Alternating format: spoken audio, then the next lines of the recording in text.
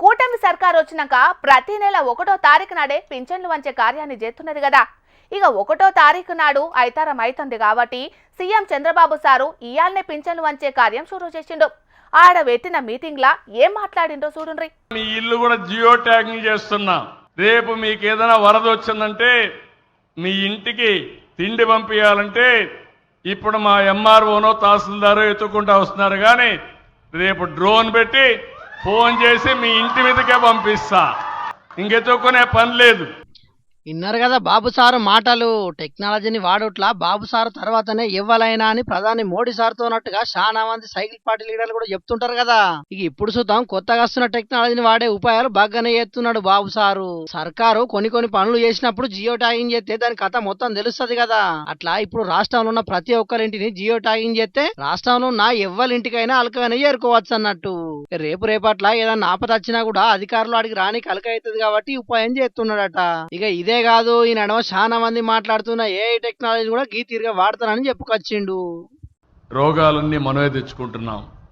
ఆ తల్లిని మీరు చూశారు, యంగ్ ఏజ్ లోనే భర్త చనిపోయాడు, ఆ అమ్మాయి అనాథ అయింది. ఇలాంటివి చూసినప్పుడు అలాంటి క్యాన్సర్ రాకుండా చూసుకోవడానికి కూడా నేను వర్కౌట్ చేస్తున్నా. తొందరలో నేను ఒక బిల్ గేట్స్ అయితే ఒక కార్యక్రమం తీసుకొచ్చాడు. ఇది మొత్తం రాష్ట్రంలో ఉండే హాస్పిటల్కి పోయి అందరి రికార్డ్స్ అన్ని ఆన్లైన్లో పెట్టి అందరి రికార్డ్స్ ప్రతి ఒక్కరి పరీక్షలు చేసి వైద్య పరీక్షలు చేసి తద్వారా మీకు ఆర్టిఫిషియల్ ఇంటెలిజెన్స్ కూడా ఇంటిగ్రేట్ చేసి ఇప్పుడు క్యాన్సర్ రాకుండా ఉండాలంటే ఏం చేయాలి, వస్తే ఏం చేయాలి, రెండు కూడా ఒక పద్ధతి ప్రకారం చేయడం కోసం ఆలోచిస్తున్నాం. విన్నారా, క్యాన్సర్లు కూడా రాకుంటుండేందుకు ఏం చెయ్యాలి, ఒకవేళ క్యాన్సర్ వస్తే ఏం చెయ్యాలనే దాని మీద కూడా చంద్రబాబు సారు ఆలోచన చేస్తున్నాడట. అట్లనే రేపట్ల రాష్ట్రంలో ఉన్న జనాలందరికీ ఆరోగ్య పరీక్షలు చేయించి ఆ రిపోర్ట్లను మొత్తం ఆన్లైన్ లో పెట్టేటట్టు ఏర్పాట్లు చేస్తున్నారట.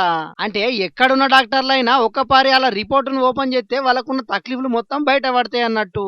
మొత్తానికైతే టెక్నాలజీని వాడుట్లా నాకు నేనే సాటి అని చెప్పుకునే బాబు సారు కొత్తగా వస్తున్న టెక్నాలజీ చూద్దాం గట్టిగానే వాడేటట్టు కొడుతున్నాడు. ఇక ఇప్పటికే వాట్సాప్ గవర్నెన్స్ తెచ్చిన బాబు సారు రేపట్ల ఇంకేం చేస్తాడో చూడాలి మరి అంటున్నారు బాబు సారు టెక్నాలజీ వాడకం చూస్తున్న ఏపీ జనాలు.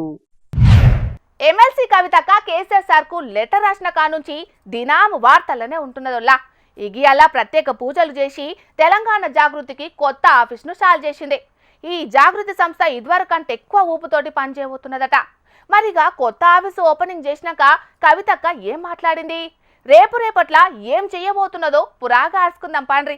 కేసీఆర్ గారికి రెండు కళ్ళలాగా ఒక కన్ను బీఆర్ఎస్ అయితే ఇంకో కన్ను జాగృతి అయి నిలబడుతుందని చెప్పి ఈ సందర్భంగా మేము తెలియజేస్తా ఉన్నాం. కేసీఆర్ గారి మీద ఈగ వాలితే కూడా ఊరుకోము. ఇన్నరా కవితక్క మాటలు. కేసీఆర్ సార్కు బీఆర్ఎస్ పార్టీ ఒక కన్నైతే జాగృతి ఇంకో కన్నట. కేసీఆర్ సార్ మీద ఈగ ఆలినా చూసుకుంటూ ఉండే ముచ్చట్నే లేదని వార్నింగ్ ఇచ్చింది కవితక్క. నిన్న మొన్నటి దాకానేమో సొంత పార్టీ లీడర్ల మీదనే రుసరుసలాడినట్టే మాట్లాడింది. ఇక కవితక్క మాటలిన్నోళ్ళు చాలా మంది కవిత పార్టీలకించి బయటికి పోయి ఇంకో పార్టీ పెడతదన్నట్టే చర్చలు చేసిర్రు. ఇక ఇవాళ కొత్త ఆఫీసు షాల్ చేస్తున్నదంటే కూడా చాలా మంది డౌట్ అనుమానాలు పడ్డారు. కాకుంటే కవితక్క మాత్రం జాగృతి పేరు మీద ఇంకిత రువ్వడిగా పనిచేస్తామని చెప్పుకొచ్చింది. ఇక మాజీ సీఎం కేసీఆర్ సార్కి ఇచ్చిన నోటీసుల మీద గిట్ల మాట్లాడింది. తెలంగాణ జాతిపిత అయినటువంటి కేసీఆర్ గారి మీద మీరు ఇవాళ నోటీసులు ఇవ్వడం అంటే యావత్తు తెలంగాణకు నోటీసులు ఇచ్చినట్టే నేను భావిస్తా ఉన్నాను. ఎందుకోసం ఈ మాట చెప్తా ఉన్నామంటే ఆ బక్కపల్సటి మనిషి ఒకసారి పిడికిలెత్తి బయలుదేరితేనే ఇవాళ తెలంగాణ రాష్ట్రం వచ్చింది. తెలంగాణ రాష్ట్రం వచ్చింది కాబట్టే మీరు ఇవాళ తెలంగాణ రాష్ట్రానికి ముఖ్యమంత్రిగా ఉన్నారు. అది మర్చిపోయి అటువంటి వ్యక్తికే మీరు ఇవాళ నోటీస్ ఇవ్వడం ఎందుకోసం ఇస్తా ఉన్నారు? మొత్తం ఈ నోటీస్ ఏంది, ఈ కమిషన్ ఏంది, ఈ కథ ఏంది, తెలంగాణ జాగృతి సైనికులంతా కూడా యావత్ రాష్ట్రానికి జూన్ 4వ తారీఖు నాడు ఒక మహాధర్నా చేస్తాం. మేము ఆ ధర్నాలు అన్ని కూడా వివరిస్తాం. మీ కుట్ర ఏంది, కాళేశ్వరం ఏంది, ఇవన్నీ కూడా వివరిస్తాం. జూన్ 4వ తారీఖు నాడు ఒక మహాధర్నా చేపట్టబోతా ఉన్నాం ఇందిరా పార్క్ దగ్గర తెలంగాణ జాగృతి తరఫున. కేసీఆర్ చేయంగానే తెలంగాణ రాష్ట్రం వచ్చింది. కాళేశ్వరం ప్రాజెక్టు తోటి నీళ్లు వచ్చినాయి. అసొంటిది ఆయనకే నోటీసులు ఇస్తారా? ఇది కాళేశ్వరం కమిషనా, కాంగ్రెస్ కమిషనా అని గరాన్కొచ్చింది కవితక్క. దీని మీద జరిగిన కుట్రలన్నీ జూన్ 4వ తారీఖు నాడు ఇందిరా పార్కు దగ్గర చేయబోయే ధర్నాల చెప్తామని ఆ ధర్నా పోస్టర్ కూడా విడుదల చేసింది. మొత్తానికైతే కవితక్క బీఆర్ఎస్ పార్టీ మీద యుద్ధం ప్రకటిస్తుంది కావచ్చని అందరూ అనుకుంటే ఇప్పుడు కాంగ్రెస్ సర్కార్ మీద జంగు షాల్ చేస్తున్నది. అట్లనే బీసీలకు 42% రిజర్వేషన్లను స్థానిక సంస్థల ఎన్నికలకు ముందుగానే అమలు చేయాలి. బీసీ రిజర్వేషన్ బిల్లును పార్లమెంట్ ఆమోదించకుంటే రైలు రోకో కూడా చేస్తామని వార్నింగ్ ఇచ్చింది. మరిగా రేపట్ల ఈ జాగృతితోటి కవితక్క ఏం చేస్తుందో చూడాలి మరి.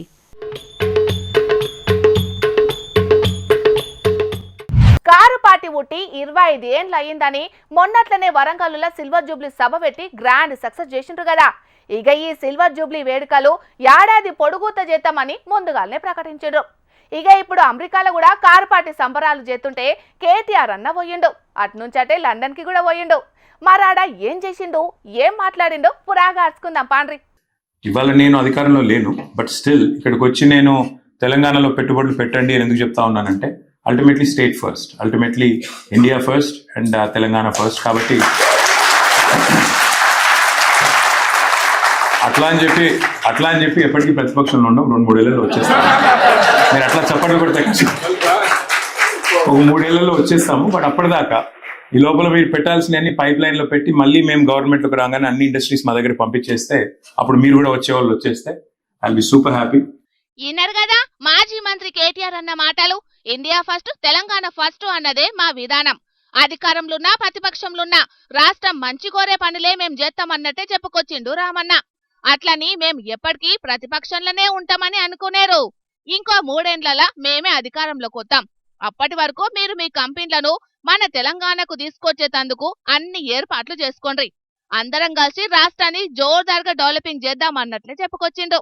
ఇయాల ఇంగ్లాండ్ దేశంలోన్న వార్విక్ యూనివర్సిటీలా పీడీఎస్ఎల్ నాలెడ్జ్ సెంటర్ ను షాన్ చేసినాక ఆడబెట్టిన మీటింగ్ లా ఇట్లా మాట్లాడిండు కేటీఆర్ అన్న. ఈ పీడీఎస్ఎల్ నాలెడ్జ్ సెంటర్ తెలంగాణలో కూడా పనిచేయాలన్నాడు. మొత్తానికైతే కేటీఆర్ తెలంగాణలో తిరిగినా, దేశంలో వేరే రాష్ట్రాలకు పోయినా, దునియా దేశాల్లో ఎక్కడ తిరిగినా తెలంగాణ మంచే కోరుకుంటాడు. తెలంగాణ రాష్ట్రం బాగుపడే పనులే చేస్తాడు గాని కాంగ్రెస్ పార్టీ లీడర్ల లేక ఎప్పటికీ రాష్ట్రం దివాలా తీసిందనే దివాలా కోరు మాటలు మాత్రం మాట్లాడడాన్ని ఎడ్డిస్తున్నారు కారు పార్టీ లీడర్లు. మరిగా కేటీఆర్ అన్ననేమో పొరుగు దేశాలకు పోయి మరి తెలంగాణలో పెట్టుబడులు పెట్టుండ్రి. రాబోయే 3 ఏండ్లలో మేమే అధికారంలోకి వస్తాం, మళ్ళా రాష్ట్రాన్ని ఇంకింత ఎక్కువ డెవలపింగ్ చేస్తామన్నట్లే చెప్తున్నాడు గాని ఇక్కడ చెల్లె కవితక్క మాత్రం బీఆర్ఎస్ పార్టీని పువ్వు పార్టీలా కలపాలని చూస్తున్నారు. అసలు పువ్వు పార్టీ వాసన కూడా మనకొద్దని కొట్లాడుతున్నానని అంటున్నారు. మరి ఇక దీంట్లో ఎవరి మాటలు నిజమో ఏం కథనో తెలియక ఇప్పుడు కారు పార్టీ కార్యకర్తలు మస్తు డౌట్ అనుమానాలు పడుతున్నారు. మరి ఈ అనుమానాలు ఎన్నడు తీరుతాయో ఏందో పోండ్రి. ఎమ్లాడ రాజన్న మొక్క అంటేనే కోడెమొక్కు. చాలా మంది భక్తులు ఎమ్లాడకు పోయిందంటే ఖచ్చితంగా కోలాగలను గట్టేసుడు ఎనుక సంధి ఆచారంగా వస్తున్నది. ఇక కొంతమంది మాత్రం ఇంట్లో సాదుకునే లాగలనే ఎమ్లాడకు తీసుకుపోయి రాజన్న కప్పచెప్తారు. కానీ ఇప్పుడు ఆ లాగల పరిస్థితి ఎట్లున్నదో చూడండి. ఇగో ఈ కోడెలను చూస్తుంటే ఎవ్వరికైనా మస్తు బాధ అనిపిస్తదుల్లా. పాపం నిన్ననే 8 కోడెలు జీవిడిస్తే పూడ్చిపెట్టిన అధికారులు ఇలా మళ్ళీ 5 కోడెలు కూడా జీవిడిచేటాలకు మూలవాకు తీసుకొచ్చి ఇట్లా పూడ్చిపెట్టిర్రు. పానం మంచిగా లేకనే కోడెల పానాలు పోతున్నాయని అధికారులు అంటున్నారు. కానీ ఇట్లా కోలాగలను కట్టేసే ఆచారం ఏ దేవుని దగ్గర ఉండదు. ఒక ఎములాడలనే ఈ ఆచారం ఉంటది కాబట్టి ఎములాడ రాజన్నకు కోడెల సంపద కూడా షాన్నే ఉంటది. కాకుంటే అవిటి చక్కగా అరుచుకోకపోవట్లా ఎప్పటికి కోడెలు జీవిడిస్తూనే ఉన్నాయి. ఇట్లా ఒకటే పారి 4 కోడెలు జీవిడిచినప్పుడు అధికారులు హిందూ సంఘాలు 4 రోజులు హడావుడి చేసుడు అటంక మళ్ళా ఎప్పటికతనే అవుతున్నది కాబట్టి కోడెలకు ఈ పరిస్థితి అత్తున్నదని గరానికి అత్తున్నారు భక్తులు. ఇప్పటికైనా కోడెలకు అన్ని తీర్ల సవలతులు చేయాలని డిమాండ్ చేస్తున్నారు. ఇక ఎములాడ రాయన్న గుడి కోడెలను తీపాపురం గోశాలలో దాస్తుంటారు. మరి రాజన్న కోడెలు ఎసంటి జాగాలు ఉన్నాయో చూడుండ్రి. ఇక ఈ కోడెలు ఎందుకు జీవిస్తున్నాయో తెలుసుకోండి జిల్లా కలెక్టర్ సార్ ఆదేశిస్తే పశు వైద్యాధికారులు తూతూ మంత్రంగా చూసినట్టు చేసి నివేదికలు ఇస్తున్నారని భక్తులు గరానికి అత్తున్నారు. కోడె టికెట్ల మీద కోట్ల ఆదాయం వస్తున్నా మరి ఆదాయం ఉన్న శ్రద్ధ ఆ కోడెలను రక్షించడంలో ఈ యొక్క ఆలయ అధికారులు మరి వారి యొక్క బాధ్యత ఏందో ప్రజలందరికీ తెలుస్తా ఉంది. కోడెలతోని రాజన్న ఆలయానికి కోట్ల ఆదాయం వస్తున్నది. అయినా కూడా అధికారులు మాత్రం ఆదాయం మీద పెట్టిన శ్రద్ధను కోడెలను కాపాడు మీద పెడతలేరని ఫైర్ అవుతున్నారు భక్తులు. 600 కోడలు పట్టే జాగల 1200 కోడల నుంచి అవిటి ఉసురు పోసుకుంటున్నారని అక్కడ భక్తులు గరానికి అత్తున్నారు. మరి ఆ రాజన్న కోడెలకు ఎప్పటి వరకు మంచి సవలతులు చేస్తారో ఏం కథనో చూడాలి.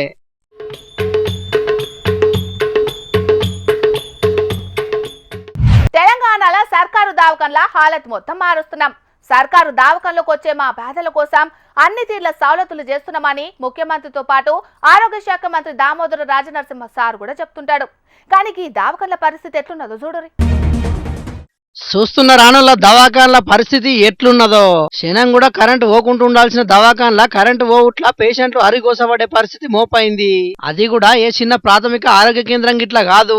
ఆరోగ్య శాఖ మంత్రి దామోదర్ రాజనరసింహ సారు సంత జిల్లా ఉమ్మడి మెదక్ జిల్లాలున్న జహీరాబాద్ ప్రభుత్వ ఏరియా దవాఖాన్లనే ఈ పరిస్థితి దాపురించింది. ఇక పేషెంట్ల బాధలు చూడలేక డాక్టర్లు సెల్ ఫోన్ లైట్ల ఎలుగులనే చికిత్స చేసి రోగుల అవస్థలు తీర్చిండ్రు. ఒదిక్కు దామోదర్ రాజనరసింహ సారేమో సర్కార్ దవాఖానాల మందు లేవనే మాటే లేదు, అన్ని సర్కార్ దవాఖానాలలో సౌలతులు బ్రహ్మాండంగా చేస్తున్నామన్నట్టు చెప్తున్నాడు. కాకుంటే మంత్రి సంత జిల్లాలనే కనీసం కరెంటు కూడా లేకపోయే వరకు చాలా మంది ముచ్చట్ల గారానికి వస్తున్నారు. ఇటు మాజీ ఆరోగ్య శాఖ మంత్రి హరీష్ రావు సార్ సుతం ఈ ముచ్చట మీద కోపానికి వచ్చిండు. ఒకవైపు కరెంటు కోతలు, మరోవైపు ఆసుపత్రులున్న జనరేటర్ పనిచేయది, ఆఖరుకు సెల్ ఫోన్ లైట్ వెలుగులనే చికిత్స చేయాల్సిన దుస్థితి. 300 మంది మీదనే పేషెంట్లు వచ్చే జహీరాబాద్ సర్కార్ దవాఖానాలనే పరిస్థితి ఇట్లుంటే ఇక గ్రామీణ ప్రాంతాలుండే కడవ దవాఖాన పరిస్థితి ఎట్లున్నట్టు అని ప్రశ్నించిండు. ఏడాదిన్నర సంది పాలన పడికేసింది, పేదలకు వైద్యం అందకుండా పోతున్నది. గాలిలో మేడలు కట్టుడు బంద్ చేసి కనీస సౌకర్యాలు కల్పియురని సీఎం రేవంత్ రెడ్డిని సోషల్ మీడియాలో డిమాండ్ చేసిండు. మరిగా అన్ని సర్కార్ దవాఖానాలలో సకల సౌలతులను సర్కారు ఎప్పటి వరకు చేస్తుందో చూడాలి. మరి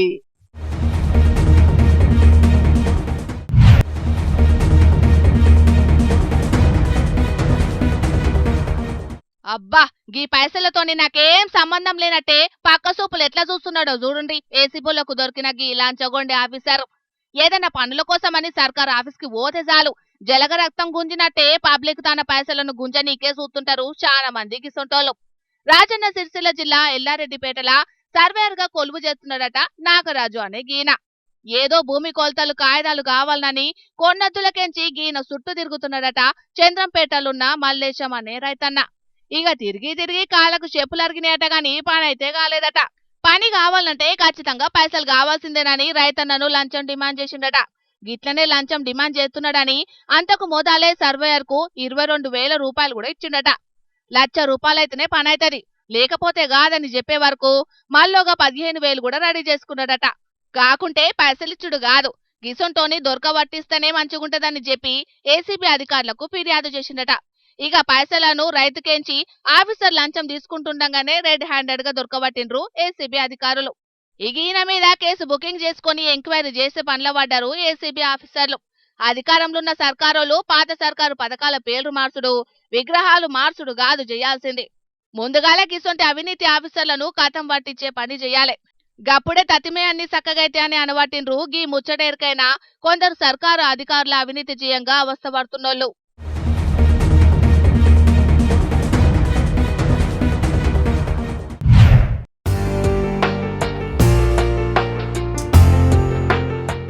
ఇంటామెతోని కలిసి hero Nagarjuna sir CM Revanth అన్నను కలిసిండి. ఇయాల ఇద్దరు ఆల్మొగలే కాదు, వియంకులను తీసుకొని పోయి చిన్న కొడుకు అఖిల్ లగ్గానికి రావాలని జూబ్లీ హిల్స్ లున్న రేవంత్ అన్న ఇంటికి పోయి మరీ కారటిచ్చిండ్రు.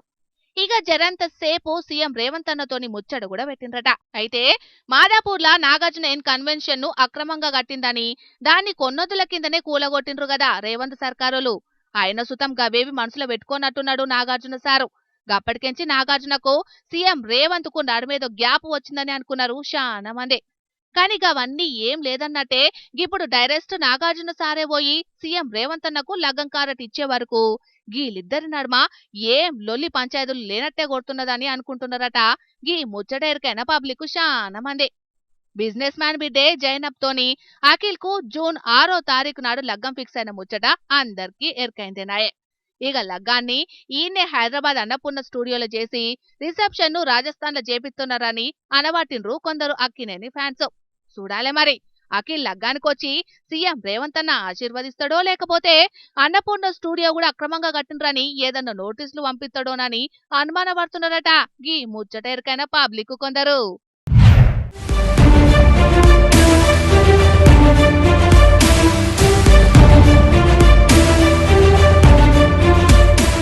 దొంగతనాలు చేసుడంటే దుకాణాలకు పోయి కావలసిన వస్తువులు కొనుక్కపోయినంత అల్కగా చేస్తున్నారు చాలా మంది బట్టె బాజిగాళ్ళు. అగో చూసిండ్రు కదా గీ దొంగ బడివేగాడు గల్లీలో పెట్టిన బండిని ఎంత అల్కగా మాయం చేసిండో.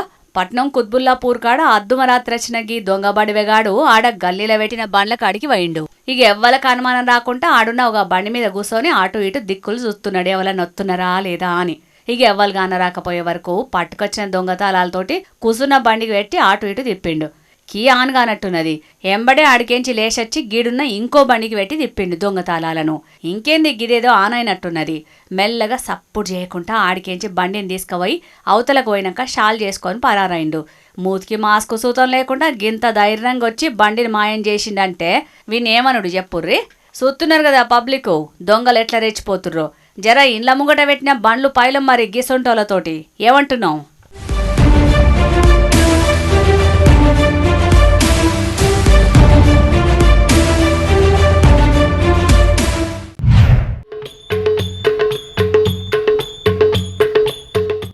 అబ్బబ్బా గీ సార్కు రాత్రంతా నిద్రే లేనట్టున్నది కదా.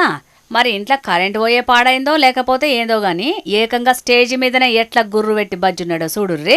మంచిర్యాల జిల్లా కలెక్టరేట్లో పెట్టిన ఉమ్మడి ఆదిలాబాద్ జిల్లా సమీక్ష సమావేశంలో జరిగింది ఇది. అయితే పబ్లిక్ సమస్యలను చర్చించేటందుకు ఆఫీసర్లతోటి లీడర్లు మీటింగ్ పెడితే ఎమ్మెల్సీ మల్కా కుమరయ్య సారేమో మంచిగా కునుకు తీసిండు. ఇక లీడర్లు మైకులో మాట్లాడుతుంటే గినకు జోలవాడినట్టే అయింది కావచ్చు. అందుకనే మంచిగా కూస్తున్న కానే బజ్జున్నాడు. మళ్ళా సార్కి ఎంత డిసిప్లిన్ ఉన్నదంటే నిద్రపోయేటప్పుడు సుతం చేతులు కట్టుకునే ఉన్నాడు. ఇక అటు పక్కపొంటి మంత్రి సీతక్కతో పాటు ఎమ్మెల్యేలు, ఎమ్మెల్సీలు, కలెక్టర్లు, పెద్ద పెద్ద ఆఫీసర్లు అందరూ ఉన్నారు. అయినా కూడా ఎమ్మెల్సీ సారు నిద్రను ఎవ్వరు గింత కూడా డిస్టర్బ్ చేయలే. ఇక ఇది చూసి ఆడున్నోళ్ళు అందరూ మస్తు పర్షాన అయ్యరట. మంత్రి పెట్టిన మీటింగులనే ఎమ్మెల్సీ సారు నిద్రపోయిందంటే పబ్లిక్ సమస్యల మీదే మాట్లాడతాడిగా. గింతదానికి స్టేజీల మీద్దాంక వచ్చేందుకు చక్కగా కార్లనే ఏసీ వేసుకొని వండుకుంటే అయిపోయేది కదా అని గర్వమవుతున్నారు సారు నిద్ర చూసిన ఆడున్న పబ్లిక్.